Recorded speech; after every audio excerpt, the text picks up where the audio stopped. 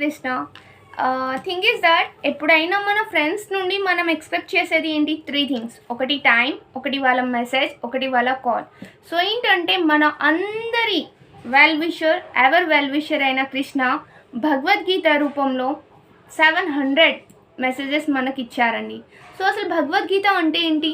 మనం భగవద్గీతని ఎందుకు చదవాలి? భగవద్గీతని చదవడానికి వయసు ఉంటుందా?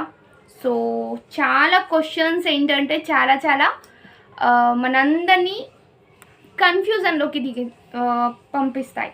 థింగ్ ఇస్ దాట్ ఎప్పుడైతే కన్ఫ్యూజన్ స్టేట్లో ఉన్న వారు ప్రతి ఒక్కరు కూడా క్లారిటీ రావాలంటే మనం భగవద్గీత యొక్క షెల్టర్ తప్పకుండా తీసుకోవాలండి.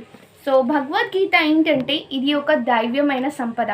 సో కృష్ణ ఏం చేస్తారంటే ఫస్ట్ లైఫ్లో ఒక ప్రసాదం రూపంలో వస్తారు ఎవరి లైఫ్లో కూడా.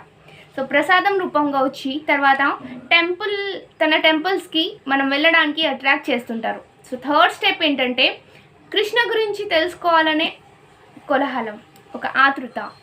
ఫోర్త్ థింగ్ ఏంటంటే if Krishna want to talk to us, Krishna మనతో మాట్లాడాలంటే డెఫినెట్లీ మనకి ఇష్టమైన వాళ్ళు కానీ లేకుంటే మనకి తెలియకుండా ఎవరైనా అపరిచితులు కూడా అవ్వచ్చు.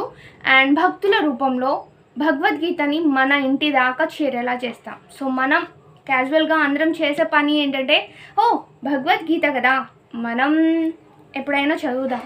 అండ్ దాంట్లో మన పెద్దవాళ్ళు ఏమంటారంటే ఈ వయసారా చదవాల్సింది భగవద్గీత, ఇప్పుడు కాదు 60 years వచ్చిన తర్వాత చదవాలి అంటారు.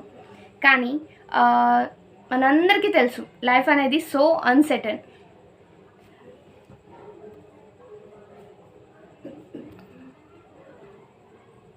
राकेश ये नंबर ही नहीं है ताले.